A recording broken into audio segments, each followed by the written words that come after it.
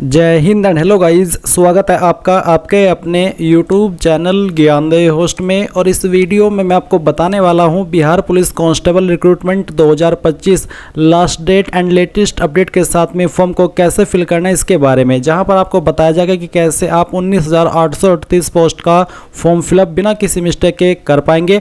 भले ही आपका last date हो, आप यहाँ पर इस फॉर्म को बिना किसी इशू के भरिएगा वीडियो को देखते हुए। और मैं आपको बता दूँ, इसको भरने की लास्ट डेट आपकी 18 अप्रैल 2025 है, तो आपके पास ऑलमोस्ट 2 ही दिन है इस फॉर्म को भरने के लिए। और अभी तक ऐसा कोई अपडेट भी नहीं आया है कि आपकी लास्ट डेट आगे बढ़ेगी, तो आप यहां पर लास्ट डेट आगे बढ़ने का इंतजार न करके जितना जल्दी हो सके फॉर्म को भर लीजिए। और अगर कोई इशू आता है फॉर्म को भरने में वीडियो को देखते हुए, तो आपको कमेंट के माध्यम से पूछ लीजिएगा। वैसे मैं पूरी कोशिश करने वाला हूँ इस वीडियो के अंदर कि जो भी इशू है, जो भी डाउट्स है, चाहे वो क्वालिफिकेशन की जानकारी को लेकर के या फिर राशन की जानकारी को लेकर के है, वो अच्छे से सोल्व करते हुए आपको पूरा प्रोसेस बताऊं। तो वीडियो को पूरा देखिएगा। और अगर आपने अभी तक वीडियो को लाइक शेयर नहीं किया, कर दीजिएगा। गाइज, जो लिंक मैंने आपको इस वीडियो के डिस्क्रिप्शन में दिया है, आप ओपन करिए। ओपन करने के बाद यहाँ पर आपको जानने को मिलेगा कि 12वीं पास अप्लाई कर पाएंगे। ऑल इंडिया से आप अप्लाई कर सकते हैं। और मैं आपको एक और चीज़ ये बता दूं कि अगर आप इसमें फॉर्म को भर रहे हैं और कोई गलती हो गई है, तो आप इसमें अपनी डिटेल्स को, अपने फॉर्म को कैंसिल करके नया फॉर्म भरिए। बस उसमें आपको नुकसान ये होगा कि आपको दोबारा से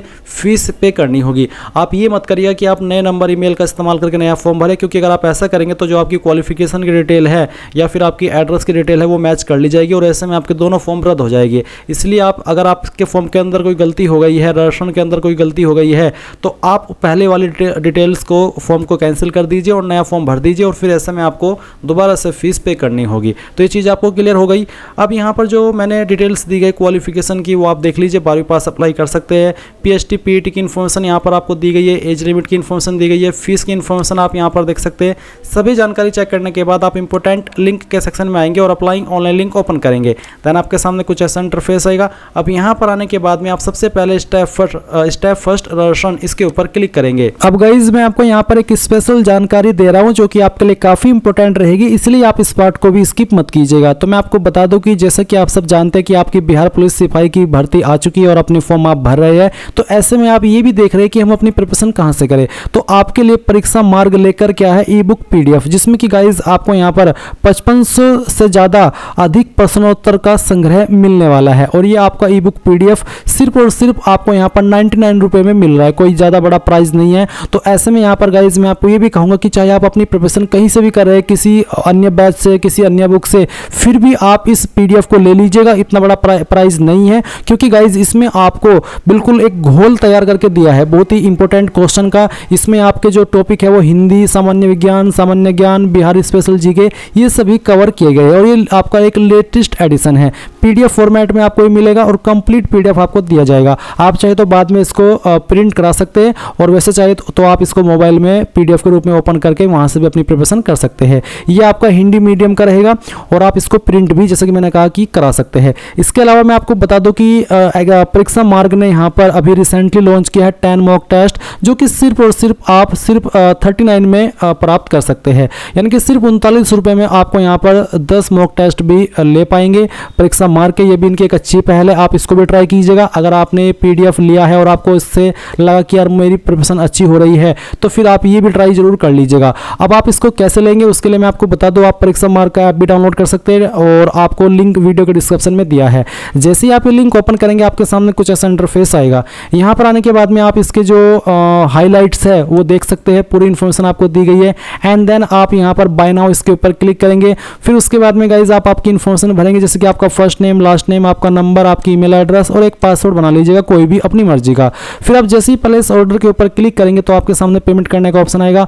आप ये जो पेमेंट है वो net banking, debit card, credit card या फिर UPI के माध्यम से कर सकते हैं। सिंपल स्टेप में पेमेंट हो जाएगा। जैसे ही पेमेंट होगा, आप यहाँ पर अपना PDF डाउनलोड कर लेंगे, और गाइज फिर इस तरह से आप आपकी जो प्रिपरेशन है वो स्टार्ट कर देंगे। कोई भी इशू आए PDF डाउनलोड करने में या फिर इसको परचेज करने में, तो यहाँ पर जो आपको नंबर दिया, इस नंबर के ऊपर कांटेक्ट कर सकते हैं, या फिर मुझे भी कमेंट के माध्यम से आप पूछ सकते हैं। तो जाइए और इसको बाय कर लीजिए। एंड इसके ऊपर क्लिक करने के बाद आपके सामने इंस्ट्रक्शंस आएंगे। आप इन इंस्ट्रक्शंस को हिंदी या फिर इंग्लिश, जिस लैंग्वेज में रीड करना चाहे कर सकते हैं। तो अगर आपको इंग्लिश में करना है, इंग्लिश में कर लीजिएगा, और हिंदी के अंदर करना है तो हिंदी के। फिर उसके बाद आप नीचे की तरफ आएंगे और आप यहाँ पर देखेंगे कि कौन सी कैटेगरी के लिए क्या मिनिमम एज लिमिट है, क्या मैक्सिमम एज लिमिट है। इसके अलावा फीस कौन सी कैटेगरी को क्या पे करनी है, तो पूरी इन्फॉर्मेशन आपको यहाँ पर भी दी गई है। इसके बाद बाद आप यहाँ पर डिक्लेरेशन के ऊपर टिक करेंगे और फिर proceed to registration and payment इसके ऊपर क्लिक करेंगे। अब गाइज आपको यहाँ पर आपकी रजिस्ट्रेशन की इन्फॉर्मेशन देनी है। तो सबसे पहले आपको यहाँ पर एप्लीकेंट का फर्स्ट नेम यानी कि आपका पहला नाम डालना है और उसके बाद में मिडिल नेम, अगर मिडिल नेम नहीं है तो खाली छोड़ दीजिएगा और फिर उसके बाद जो भी आपका लास्ट नेम है वो आप एंटर करिएगा। फिर आती है सिलेक्ट एप्लीकेंट नेशनलिटी, तो आप इसमें इंडियन सेलेक्ट कर लेंगे। उसके बाद जो भी आपका फ़ोन नंबर है जो कि आप यहाँ पर रजिस्टर करना चाहते हैं वो नंबर आप यहाँ पर डाल देंगे। उसके बाद आप यहाँ पर आपका ईमेल एड्रेस डालेंगे जो कि आप रजिस्टर करना चाहते हैं। फिर पूछे कि are you domicile of Bihar state, क्या आप बिहार के स्थायी निवासी है, अगर हाँ तो यस और अगर आप नहीं है तो नो करेंगे। नो करने पर फिर आप यहाँ पर बोला है कि you have selected domicile of Bihar state as no, your category will be treated as general, यानी कि अगर आप इसमें बिहार के अलावा किसी अन्य स्टेट से फॉर्म को भर रहे हैं तो आपकी चाहे उस स्टेट में जो भी कैटेगरी है आप यहाँ पर जनरल कैटेगरी के अंदर कंसिडर किए जाएंगे। तो अगर आप बिहार से आप यस करिए और यस करने के बाद में आपको यहाँ पर आपका जेंडर बताना है और फिर उसके बाद में गाइज आप यहाँ पर देखेंगे select applicant date of birth, तो जो भी आपकी डेट ऑफ बर्थ है वो आप यहाँ पर सेलेक्ट कर लेंगे, पहले डे फिर मंथ और उसके बाद में जो भी ईयर है वो आप यहाँ पर सेलेक्ट कर लीजिएगा। उसके बाद में पूछे कि are you home guard of Bihar state, क्या आप बिहार स्टेट के होम गार्ड है, अगर है तो यस और यस करने पर आपको होम गार्ड का number, date of completion of basic training यानी कि आपकी जो बेसिक ट्रेनिंग है वो कब कंप्लीट हुई थी वो डेट बताएंगे, डिस्ट्रिक्ट ऑफ इनरोलमेंट किस डिस्ट्रिक्ट के अंदर आप इनरोल हुए थे वो बताएंगे। अगर आप नहीं है होम गार्ड बिहार के तो नो कर दीजिए और उसके बाद में आप यहाँ पर प्रोसीड के ऊपर क्लिक कीजिए। प्रोसीड पर क्लिक करने के बाद जो भी इन्फॉर्मेशन आपने भरी है वो आपके सामने है, आप अच्छे से इन जानकारी को चेक कर ले क्योंकि आपको बाद में ये जानकारी एडिट करने का मौका नहीं मिलेगा। और उसके बाद आप यहाँ पर इसमें टिक करेंगे, फिर ये जो कैप्चा कोड आपके सामने है वो कैप्चा कोड आप यहाँ पर डालिएगा। तो चलिए मैं यहाँ पर आपको रियल टाइम में फिल करके दिखा रहा हूँ और जो भी आपकी कास्ट कैटेगरी के ऊपर एप्लीकेशन फीस एप्लीकेबल होती है वो आपको यहाँ पर देखने को मिलेगी। और मैं आपको फिर से कह दूँ, अगर आपको लगता है कि कोई जानकारी गलत हो गई है तो आप एडिट एप्लीकेशन डिटेल के ऊपर क्लिक करके इसको एडिट कर लेंगे। और अगर आपको लगता है कि हाँ एक एक इन्फॉर्मेशन मैंने अच्छे से चेक कर ली और सभी इन्फॉर्मेशन सही है तो आप मेक पेमेंट के ऊपर क्लिक करेंगे और यहाँ से ओके कर देंगे।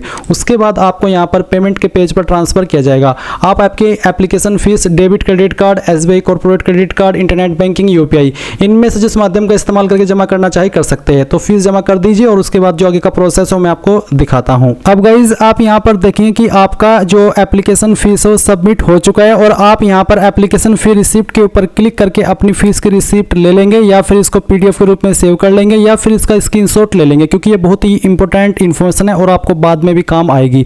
तो ये करने के बाद में अगर आप यहाँ पर इस वाले इंटरफेस पर आ जाते हैं तो आपको अगेन जो अप्लाई ऑनलाइन लिंक है वो ओपन करना है और उसके बाद में स्टेप 2 ओपन कर लेना है। स्टेप 2 ओपन करने के बाद में जो भी आपको रजिस्ट्रेशन आईडी मिली है वो यहाँ पर डालिए या फिर जो नंबर आपने आपका रजिस्टर किया वो यहाँ पर डालिए और जो आपकी डेट ऑफ बर्थ आपने अभी इसके अंदर भरी है वो डेट ऑफ बर्थ आप सिलेक्ट कर लीजिए, ये कैप्चा कोड डालिए और सबमिट के ऊपर क्लिक कर दीजिए। अब गाइज आपके सामने इस तरह का इंटरफेस आ जाएगा। अभी मैं आपको बता दूं कि जैसे कि आपने रजिस्ट्रेशन की इन्फॉर्मेशन भरी है और आपको लगता है कि यार मैंने रजिस्ट्रेशन के अंदर कोई गलती कर दी है तो आप यहाँ पर इसको कैंसिल रजिस्ट्रेशन फॉर्म के ऊपर क्लिक करके कैंसिल कर सकते हैं और अगेन दोबारा से रजिस्ट्रेशन करेंगे और दोबारा से फीस पे करेंगे। पर अगर आपको लगता है कि यहाँ सभी जानकारी सही है तो आप proceed to fill application form इसके ऊपर क्लिक करके यहाँ से ओके कर दीजिए। अब फिर से आपके सामने इंस्ट्रक्शंस आएंगे, इन सभी को चेक करते हुए यहाँ पर नीचे टिक करेंगे और proceed to fill application form इसके ऊपर क्लिक कर देंगे। अब गाइज आपको यहाँ पर सबसे पहले पोस्ट प्रेफरेंस फर्स्ट यानी कि पहली प्रेफरेंस आप किसको देना चाहते हैं, बिहार पुलिस या फिर बिहार विशेष सशस्त्र पुलिस, तो जिसको भी आपको देनी है वही आप सिलेक्ट कर लीजिए इस तरह से जैसे कि मैंने सेलेक्ट किया है। फिर आप यहाँ पर आपका फादर नेम एंटर करेंगे, ये नाम भी आपको आपके 10th के सर्टिफिकेट के अकॉर्डिंग भरना है। उसके बाद जो आपकी माता जी है उनका नाम आपको देना होगा। फिर बताइए मैरिटल स्टेटस, तो आपका जो भी स्टेटस है जैसे कि अनमैरिड, मैरिड, डाइवोर्स्ड जो भी है वो आप यहाँ पर सिलेक्ट कर लीजिएगा। सिलेक्ट आइडेंटिटी कार्ड टाइप, इनमें से कोई एक आईडी आपको देनी है जैसे कि Aadhaar card, PAN card, voter ID, passport, और इनमें से कोई एक आईडी आपके पास होनी चाहिए क्योंकि अदर का ऑप्शन यहाँ पर नहीं दिया। तो जो भी आईडी आपके पास इनमें से है वो यहाँ पर सिलेक्ट कर लीजिए और फिर एंटर आइडेंटिटी कार्ड नंबर के अंदर उस आईडी का नंबर डाल दीजिए।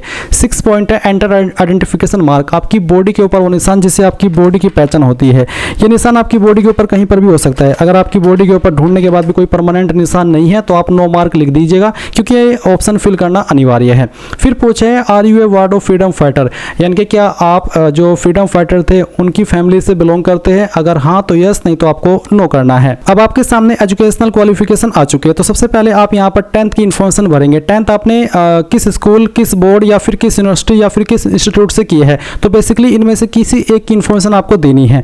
तो मैं यहाँ पर बोर्ड की इन्फॉर्मेशन दे रहा हूँ, तो मैंने यहाँ पर बोर्ड लिख दिया। फिर आता है पासिंग सर्टिफिकेट नंबर या फिर मार्कशीट नंबर, यानी कि जो भी आपकी 10th की मार्कशीट है उसका नंबर डाल दीजिए या फिर जो सर्टिफिकेट नंबर है वो यहाँ पर डाल दीजिए। कोई एक चीज़ आपको भरनी है। सर्टिफिकेट इशू डेट या फिर मार्कशीट इशू डेट, कब आपका सर्टिफिकेट इशू हुआ था या फिर आपकी मार्कशीट इशू हुई थी, वो आपको यहाँ पर सिलेक्ट करना है। तो चलिए मैं आपको यहाँ पर ये सिलेक्ट करके इस तरह से दिखा रहा हूँ।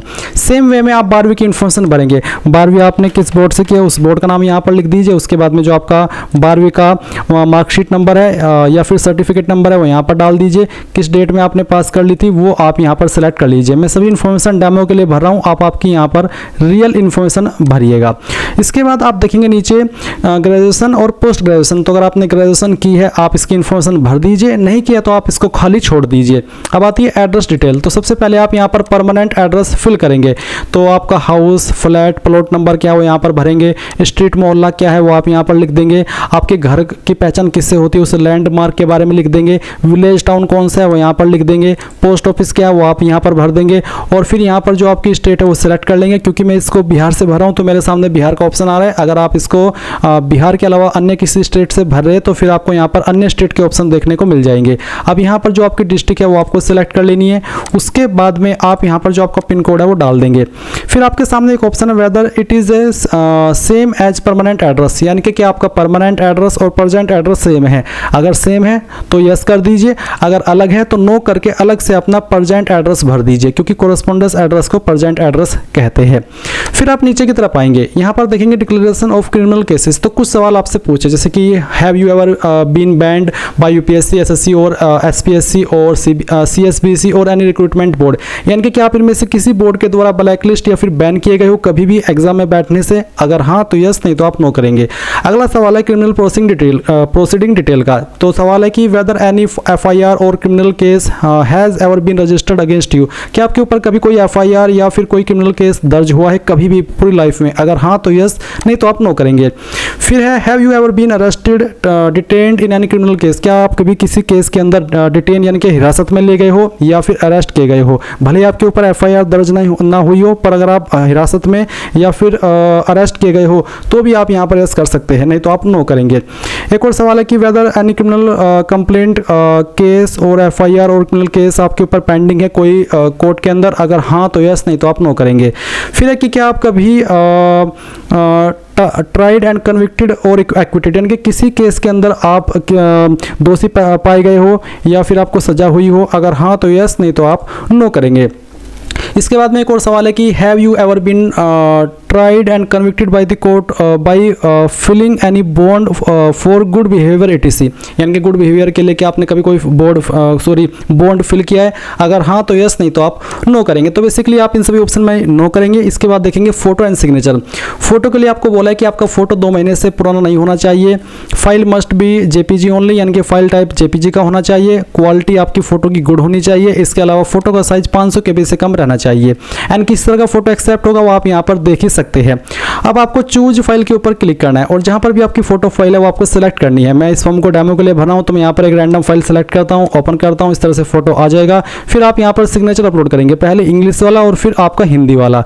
और आपको ये सिग्नेचर व्हाइट पेपर के अंदर करना है और जो ब्लैक इंक है उसका इस्तेमाल आपको करना है। तो पहले आप इंग्लिश वाला सिग्नेचर सेलेक्ट करेंगे, तो जहाँ पर भी आपकी साइन की फाइल है सेलेक्ट कीजिए, ओपन कीजिए, आपका सिग्नेचर यहाँ पर आ जाएगा। उसके बाद में जो आपका सिग्नेचर हिंदी वाला है वो हिंदी वाला सिग्नेचर आप सेलेक्ट कर लेंगे। मैं इस फॉर्म को डेमो के लिए भरा हूँ तो मैं यहाँ पर एक रैंडम फाइल ही सिलेक्ट कर लेता हूँ, क्योंकि मैं सिर्फ आपको भर करके दिखा रहा हूँ। पर आप यहाँ पर आपका हिंदी का सिग्नेचर, बेसिकली हिंदी में आपको नाम ही लिखना होता है, हिंदी का कोई सिग्नेचर होता नहीं, सिग्नेचर तो इंग्लिश में ही होता है। और उसके बाद आप यहाँ पर प्रोसीड के ऊपर क्लिक करेंगे। अब गाइज आपने जो भी जानकारी अभी तक भरी है उसका प्रीव्यू अगेन आपके सामने आप एक एक करके सभी इन्फॉर्मेशन चेक कर लें और जब आपको लगे कि यहाँ सभी जानकारी सही है तो ही आप यहाँ पर नीचे इसके ऊपर टिक करिएगा। और फिर जो आपके सामने कैप्चा कोड आ रहा है, कैप्चा कोड आप यहाँ पर फिल करिए और उसके बाद में एक बार फिर से अगर आपको लग रहा है कि हाँ इन्फॉर्मेशन सही है तो ही आप सबमिट एप्लीकेशन करिएगा, नहीं तो एडिट डिटेल्स के ऊपर क्लिक करके उसको एडिट कर लीजिएगा। तो मेरी इन्फॉर्मेशन सही है मेरे अकॉर्डिंग, तो मैं यहाँ पर सबमिट एप्लीकेशन के ऊपर क्लिक करता हूँ और यहाँ से ओके कर देता हूँ। इसके बाद आप एक बार फिर से ओके करेंगे और आप देखेंगे आपका जो फॉर्म है वो फाइनली सबमिट हो चुका है और आपको आपकी रजिस्ट्रेशन आईडी मिल चुकी है। सेम इन्फॉर्मेशन आपको ईमेल और मैसेज के माध्यम से सेंड कर दी गई है। आप प्रिंट एक्नॉलेजमेंट के ऊपर क्लिक करेंगे और आपका जो फॉर्म का फाइनल प्रिंट आउट है वो इस तरह से ले लेंगे। अगर आपके पास प्रिंटर नहीं है तो इसको पीडीएफ के रूप में सेव कर लीजिएगा और बाद में प्रिंट कर लीजिएगा। इस प्रकार से आप लोग Bihar police constable online form 2025 को भरेंगे। आई होप ये प्रोसेस आपको पसंद आया होगा।